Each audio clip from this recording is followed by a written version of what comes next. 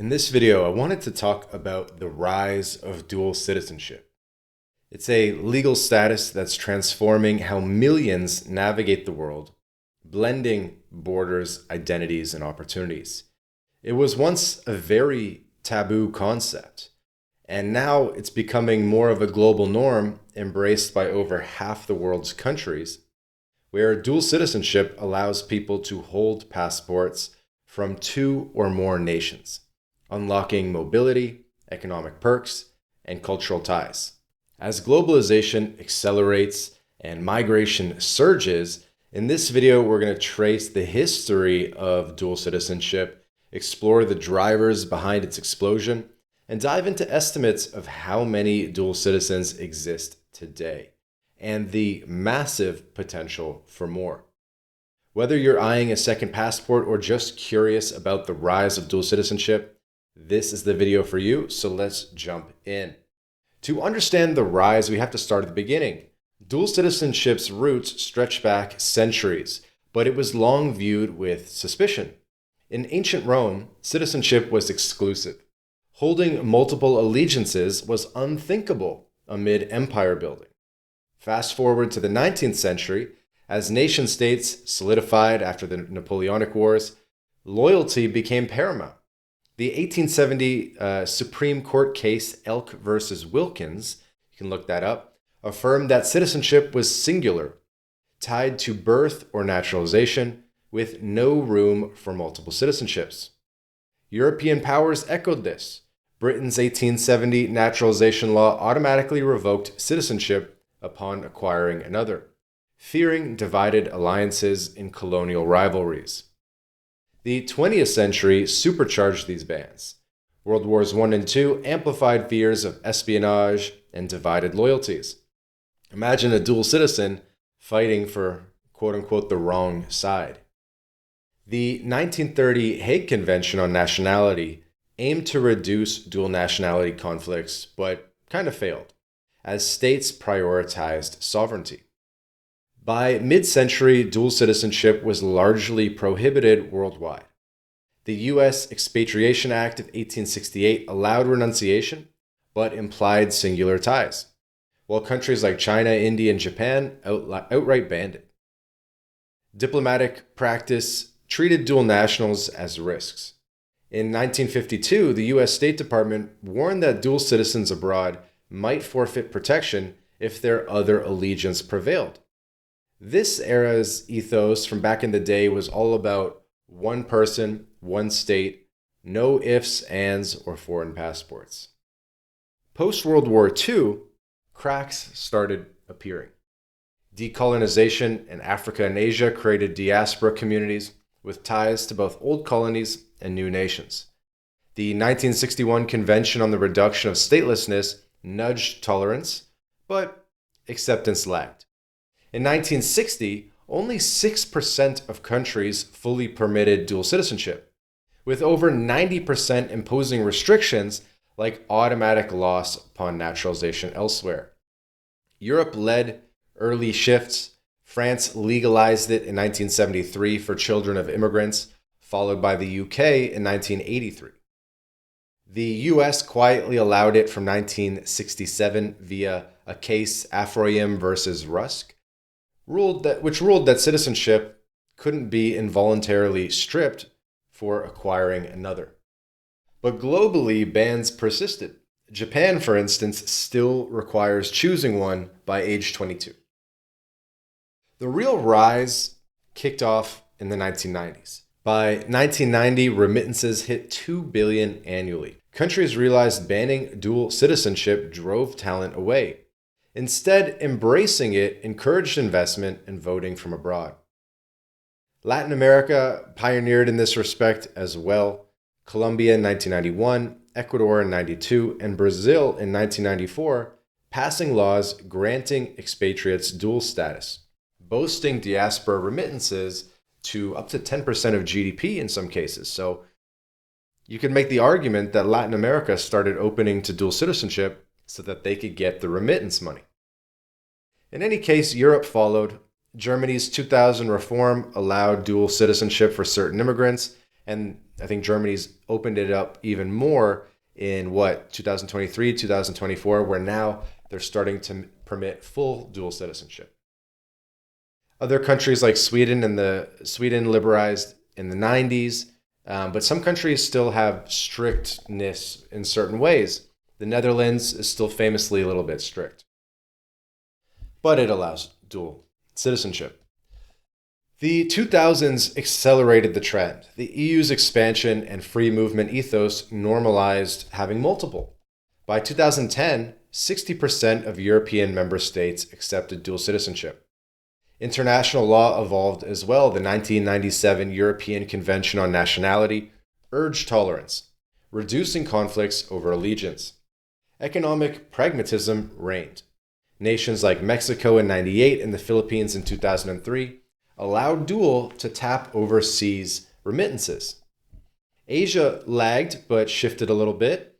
South Korea's 2010 law permitted it for investors, while India's 2003 overseas citizenship card, though not full dual citizenship, has evolved towards tolerance.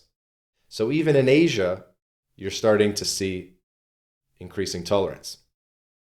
CBI programs, Citizenship by Investment, supercharged the rise as well.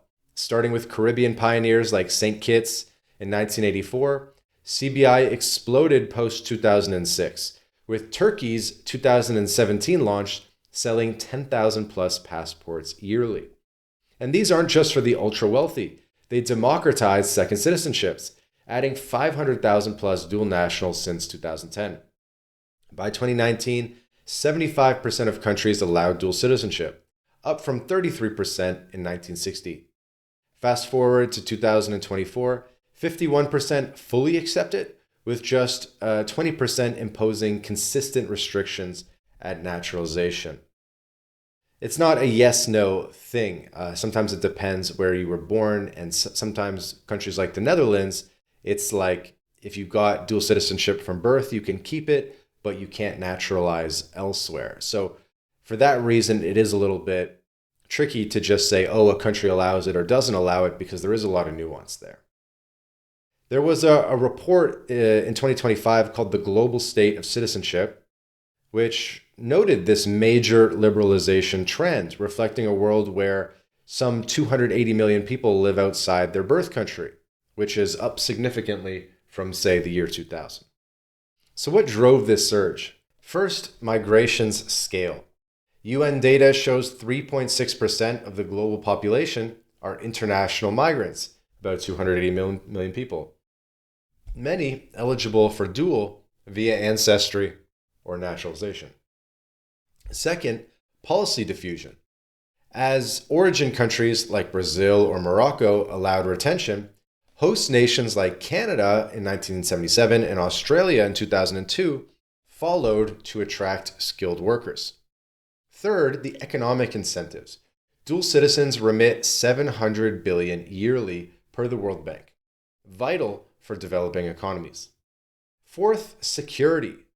Post 9/11, robust due diligence in CBI and naturalization weeded out the risks, easing fears. Fifth would be family ties. Mixed marriages are now 15% in the EU, creating automatic dual citizens. Tech and remote work amplify this as well. Digital nomads seeking backups amid geopolitical volatility. And by the way, if you're in one of these categories, maybe you're an expat, digital nomad, or by descent, you think you have access to multiple passports, MyLatinLife, we're a full-scale immigration and citizenship consultancy. We help people get citizenship by descent, by naturalization, by investment, whatever you think makes the most sense for you. If you're looking to pursue a second passport, a second citizenship, there's a link in the description where you can book a call with us. You can be speaking to us right away, and we can put a second passport in your hands. So link in the description if you want to take action on some of this stuff. But moving on with the video, the rise, it's not uniform. Europe and the Americas lead, 80+% acceptance by 2016. Asia and Africa trail. China bans it outright, citing loyalty. But even there, 40% now tolerate it selectively. Gender gaps persist as well. Sometimes women naturalize faster or via marriage, where men face military service bars in places like Turkey or Armenia. Overall, from a 1960s rarity to a 2025 norm, dual citizenship embodies the multi-local, quote unquote, people with roots in two worlds. And that's one of the reasons we're excited about Latin America, is because Latin America is so open to dual citizenship. It's open to citizenship by birth, jus soli. It's open to citizenship by descent, by naturalization. If you're into having multiple passports, Latin America is one of the best playgrounds you can operate in. So now by the numbers, how many dual citizens are there and how many could there be? Exact figures are elusive. Obviously, governments don't always track people with multiple citizenships, so many go unreported. But estimates paint a clear picture of scale and potential. Current estimates hover around 50 to 100 million dual nationals worldwide. A 2018 study pegged it at tens of millions, quote unquote, based on naturalization data and diaspora sizes. More granular, the EU alone has 23 million dual citizens, which is 5% of the population per Eurostat, with 1.05 million new grants in 2023, up 6% over the prior year, 2022. In the US, some 9 million people hold dual citizenship per the census, which is about 2.7% of the population, with around 800,000 naturalizations in the year 2024. In Australia, 1.26 million dual citizens, which is about 5% of the population in the year 2021, which doubled since 2011. In Switzerland, it's 1.1 million people as well, which is actually 21% of the population in 2023. Globally, if 5 to 10% of migrants, of the 280 million people, hold dual citizenship, which is a conservative number given acceptance rates and where people are coming from, that's 14 to 28 million dual citizens from migration alone, plus birthrights and CBI adding 20 to 50 million more. The projections say that the potential is explosive. 125 million people, 47% of the world's 280 million foreign-born migrants could become dual nationals today, as both origin and residence countries allow it. I'm kind of disagreeing with my notes here a little bit, because a lot of the countries that these migrants are coming from, places like India, China, Pakistan, places in Asia and Africa, don't allow dual citizenship. So maybe they have the potential to naturalize, but they don't necessarily have the ability to maintain dual citizenship. But things are changing. I do have friends that have, African passports as well as American passports, who have Asian passports as well as Canadian passports. So things are definitely opening up. We could see 200 million to 300 million dual citizens by the year 2040. With migration projected to hit 400 million by 2050, according to the UN, and 76% of countries permitting dual citizenship by 2025, 200 million plus dual citizens, a large percentage of the global population. So why does this matter? Well, for one thing, the benefits abound. Dual citizens enjoy enhanced mobility. You get more visa-free travel. You get access to better jobs, education, and markets. There's a statistic I saw that US, EU dual citizens earn 20% more than US single passport holders. Another benefit is security. You have a plan B amid instability, which is huge. And that's why a lot of people reach out to us, is because they want that plan B. They want that second passport. There's a lot of benefits in terms of cultural richness, celebrating two heritages, voting in dual elections. For nationals, it fosters remittances, brain circulation as opposed to brain drain, and soft power. But challenges persist. The tax complexities can be insane. Double taxation, dealing with taxation treaties. U.S. citizens pay tax on their worldwide income, but if you're a U.S. citizen living abroad the majority of the year, you probably have to file taxes where you live as well, and then you have to deal with the foreign tax credits and all that back to the U.S. By the way, we do have another video on our channel about the foreign tax credits if you're curious about that as well. Another challenge is military obligations. So dual citizens in Israel or South Korea or even Greece, Armenia, lots of countries face conscription.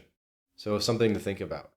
And there's a lot of rules around that as well. It's like if you were born abroad, sometimes you can get away with it, but certainly something to think about. Another challenge is diplomatic gaps. If you're arrested abroad, your second citizenship might not help. The U.S. protects duals but expects primary allegiance. And sometimes the U.S. won't help you if you're in the country that you're a citizen of. The U.S. isn't going to help me in Canada because they're going to say, dude, you're Canadian too, so they're not going to help me here. But if I was a normal U.S. citizen and not a dual citizen and I was in Canada and had an issue there, then yes, the U.S. Embassy would come to my rescue. But they're not really going to come to the rescue of dual citizens who are, in their country, in a country where they have nationality. So something to consider as well. The rise of dual citizenship signals a borderless future, or at least more flexible ones. From 6% acceptance in 1960 to well over 50% in 2024, it's gone from a diplomatic nightmare to economic boon. With 50 to 100 million dual citizen holders today and 125 million potentials tomorrow. As globalization deepens, expect more countries to join. Watch India and China for shifts. If you're considering dual citizenship, start with ancestry claims or CBI. Consult pros for your case. And again, there's a link in the description if you want to speak with us, if you want to speak with a real citizenship pro that can make you a whole holistic plan, comprehensive plan about how you can get multiple passports and citizenships around the world for yourself and your family. We're happy to help. Link in the description of the video. And if you enjoyed this video, if you're a dual citizen, leave a comment. We'd love to hear anecdotes from other dual citizens. And subscribe to the channel. Thanks for watching. We'll see you in the next video.